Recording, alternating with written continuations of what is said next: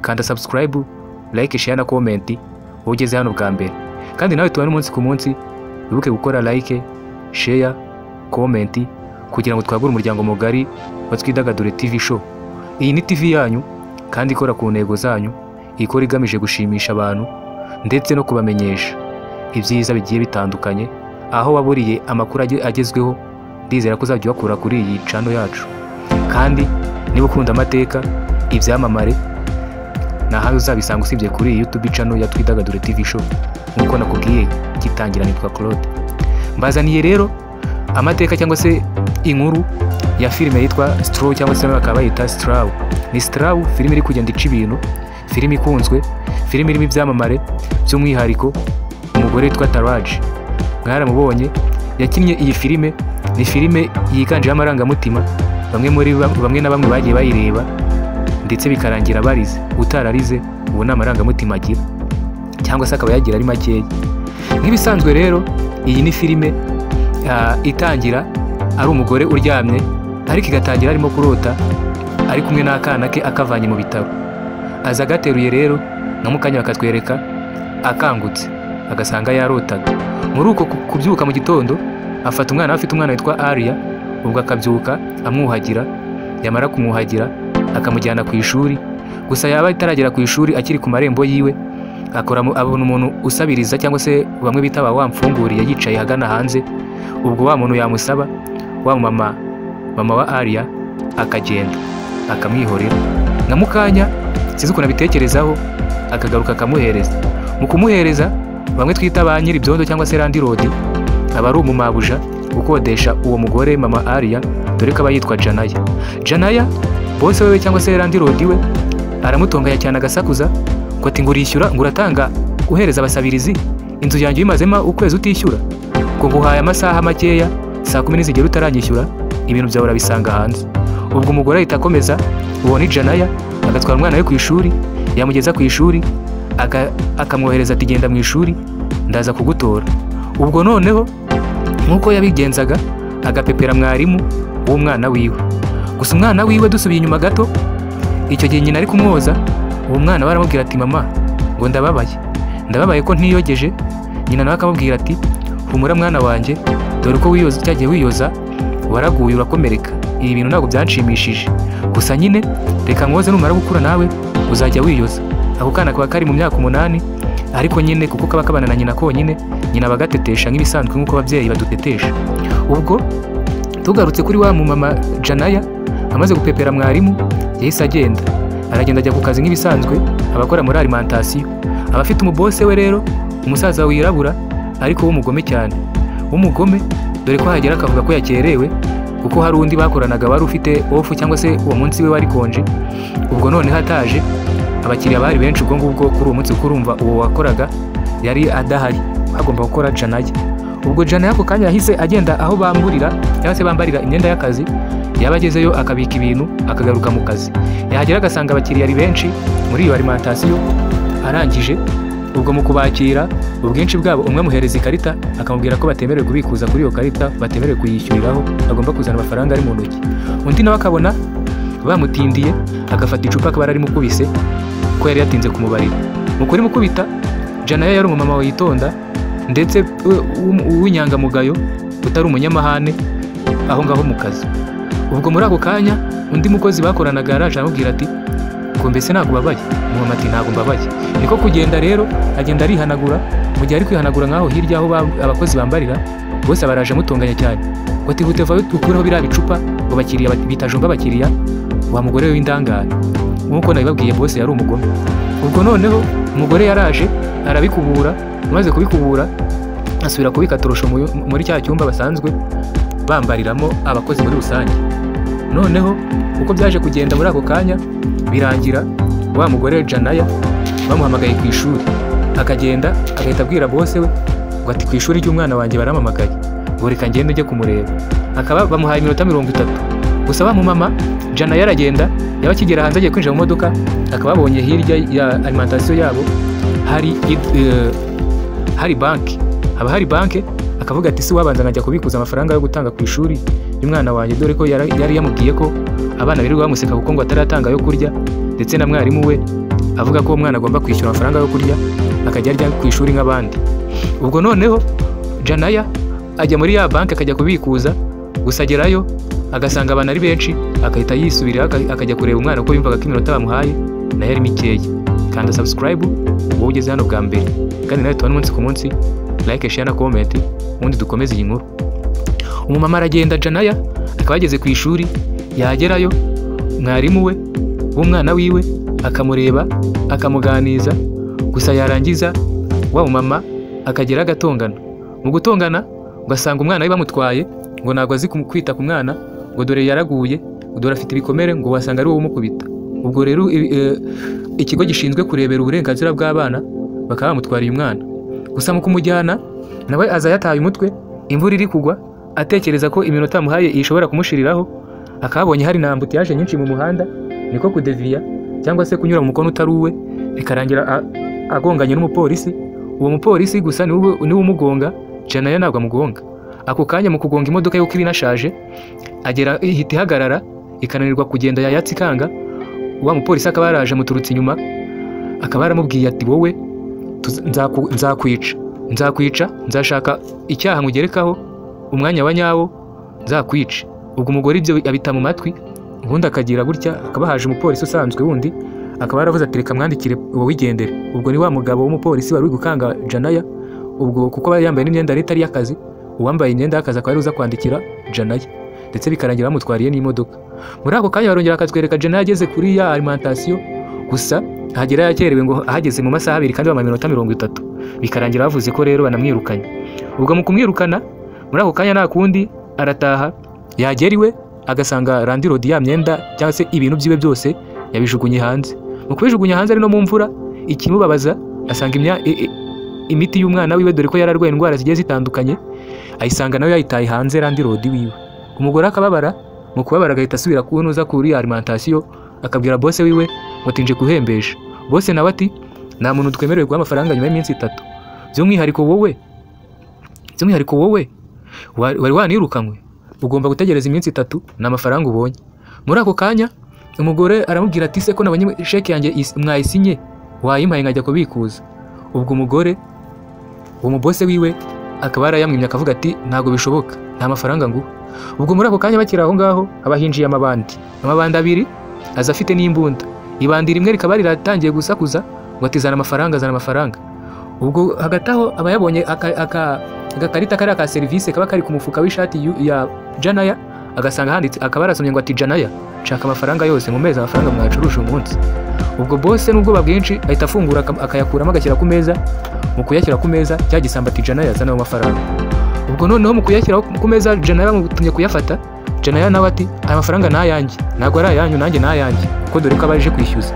Boss rero agira ngo Janaya nawe ari kumwe na bya bisambo, kuko abayumvishije bamuvuze mu izina, bamuhamagaye mu izina, bamuhamagaye Janaya mu izina. Ubwo Janaya mu gufata amafaranga nawe yanze kuyatanga, yatangira kurwana na bya bisambo, bikarangira barwaniye imbunda, kimwe akaba arakirashe, gusa nawe kirasa mu buryo yatabipanze. Uyu Janaya boss akomeza kumutonganya, agahita ahamagara polisi ngo ati umukozi wanjye Janaya ngo aneje abajura, ngo niwe utumye twibwa. Ubwo Janaya nawe kwa guta umutwe kose akaba arashe boss, kurasa boss ya mafaranga yose yari ku meza ntabwo yafata, ahubwo ahitamo gufata ya sheke yiwe. Mu kuyijyana rero akagenda muri ya banki iri hafi ya alimentation, akabwira ati mumbikurira aya mafaranga.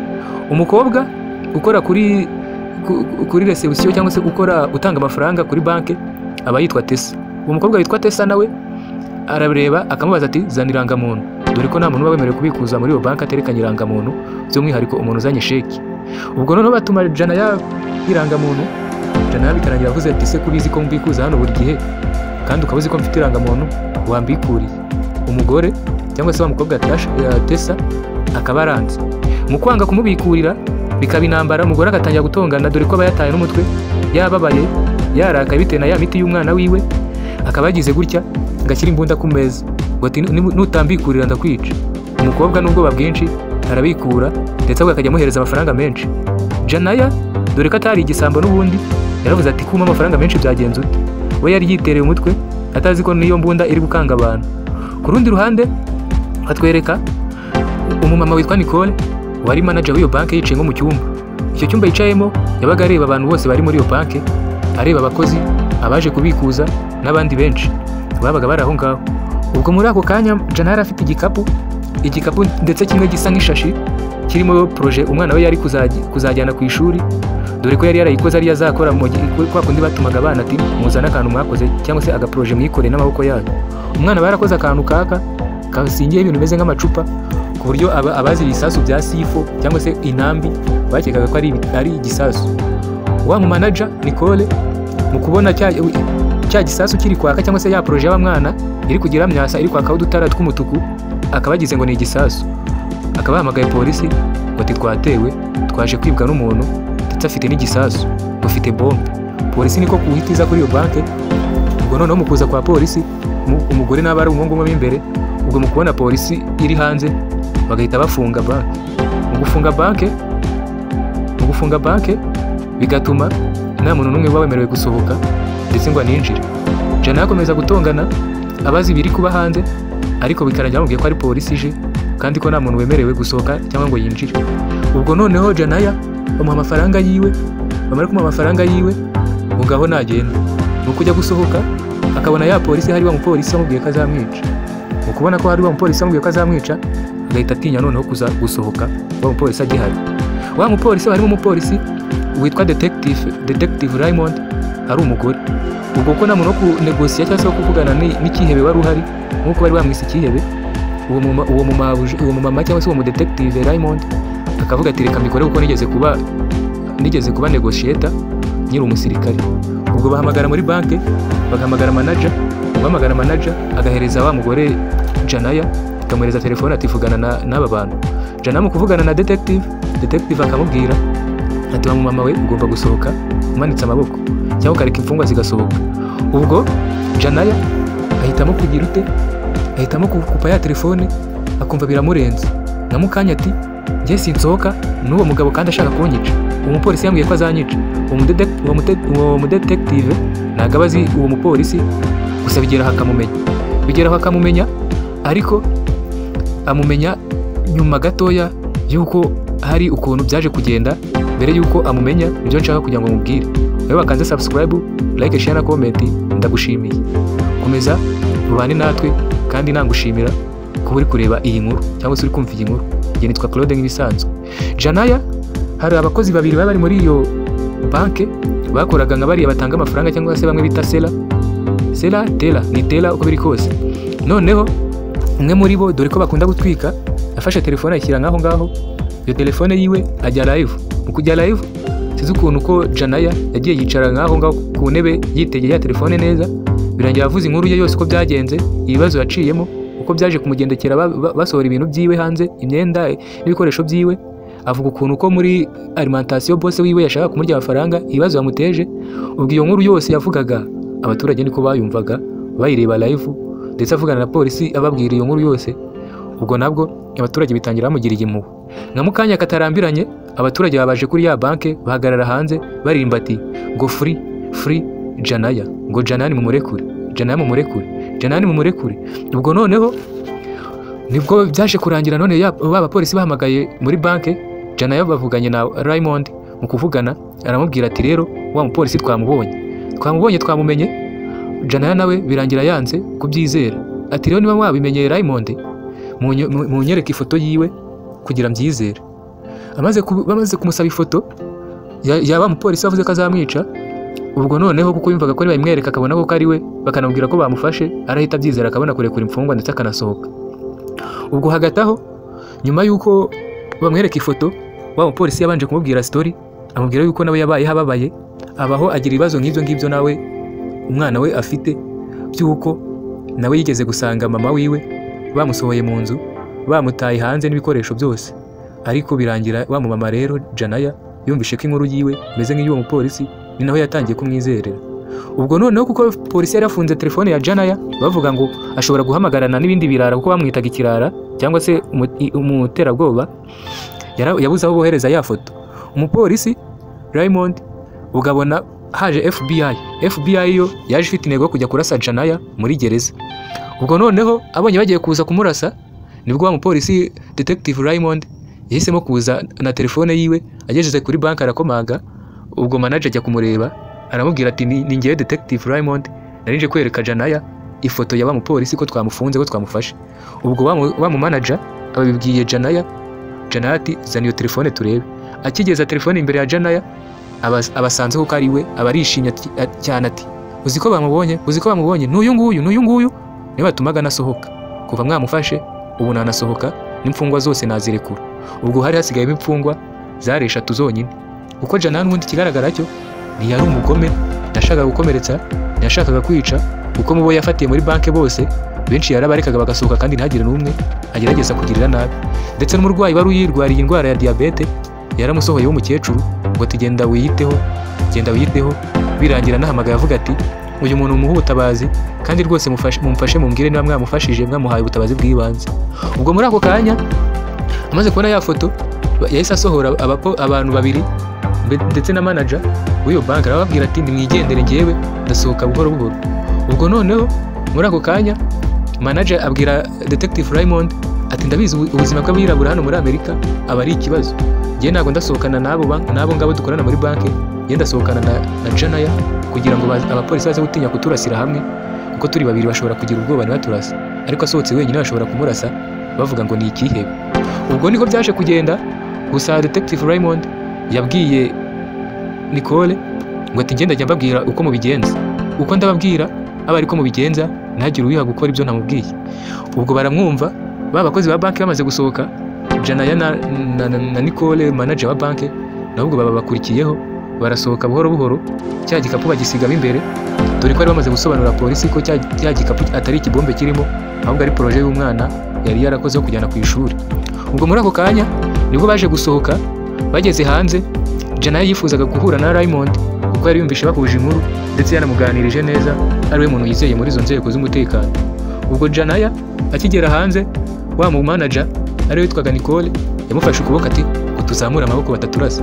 Barayazamura, barangije ati wa mu mama nawe cyangwa se wa Detective Raymond baravuze ati nkuko nabwiye ko nzajya mbagira inama y'uko mubigenza, nimuhindukire. Barahindukira batera umugongo polisi, bakajya basubira inyuma buhoro buhoro nkuko yababwiraga. Bahageze Detective Raymond yahise yifatira Janaya amushyiraho amapingu, naho Nicole ubwo baragiye. Ubwo filime irangirira aho ngaho. Uko niko byaje kugenda, Janaya yafashwe ndetse atishwe. Gusa mbere yuko ibyo biba, reka dusubire inyuma gato, bandure kuba kandi subscribe aho ngaho, like, share na comment, ubundi dukomeze. Njye nitwa Claude nk'ibisanzwe, iyi ni Twidagadure TV show. Dusubiye inyuma, FBI ikimara kuvuga ati tugiye kumurasa, bahise bohereza abakozi ba FBI kwa nyina wa Janaya, dore ko nawe yari afite mama wiwe. Gusa mama wiwe ngo yari umuntu ukarishye cyane. Ubwo noneho mu kuvugana na nyina yahamagaye Janaya, aravuga ati mwana wanjye, ibi ni biki wakoze? Wagiye kwiba banki koko? Janaya n'agahinda kenshi ngo oya mama, ngo ntabwo nagiye kwiba, ngiye se kubizuza ko ndi umujura. Nyina baramubwiye ati umwana nagiye kubikuza amafaranga kwishyura umwana wanjye 40,000 byo kurya ku ishuri. Ubwo nyina baramubwiye ati mukobwa wanjye Janaya, uzi ko wibagiwe umwana wawe nijoro yapfuye, twamujyanye kwa muganga birangira apfuye, yarwaye ya ndwara yavukanye imwe bita igicuri ahita apfa. Janaya mu gahinda kenshi arabyibuka, mu kubyibuka kuko yibuka ko yapfuye umwana wiwe, ahita amenya ko uwo munsi wose ibintu byose yiriwemo wari umunsi utabarabayeho, dore ko bahita dusubiza inyuma bakatwerekana mwarimu we cyangwa se mwarimu w'umwana we, abona ari kugira kwa kundi yamupepeye ngo ajyanye umwana, ukuntu yamurebye cyane yumiwe. Burya nta n'umwana yarajyanye, ahubwo ni ibintu byabiri mu mutwe wiwe kubera guta umutwe, ndetse akumva ko yari ari kumwe n'umwana we, nk'uko yagiye mu modoka aganiza umwana we ngo bari kumwe, kumbe ntabo. Kandi noneho bikagaragara ko muri cya gitondo ngo twatangiye inkuru ari kumwoza, burya nawe yogeje, ahubwo yari yicaye wenyine ari koza ubusa. Birababaje bagenzi, iyi nkuru irababaje, iyi filime irababaje. Gusa niba utarayibonye nagushishikariza kujya kuyireba. Ni filime yitwa Straw cyangwa se Straw nk'uko wabisoma. Ni filime yanditswe n'umugabo witwa Tyler Perry, akaba ari umugabo wanditse iyi filime, arayiyobora, ndetse ikaba yaraciye kuri Netflix. Ari filime iri kurebwa cyane, filime ikunzwe. Ndabizi nawe urayikunda, cyangwa se warayikunze nawe warayibonye, kandi niba utarayibonye ni inkuru urayikunda. Kandi subscribe ubundi tujye tubana mu biganiro bitandukanye. Ndabakunda cyane, nitwa Claude.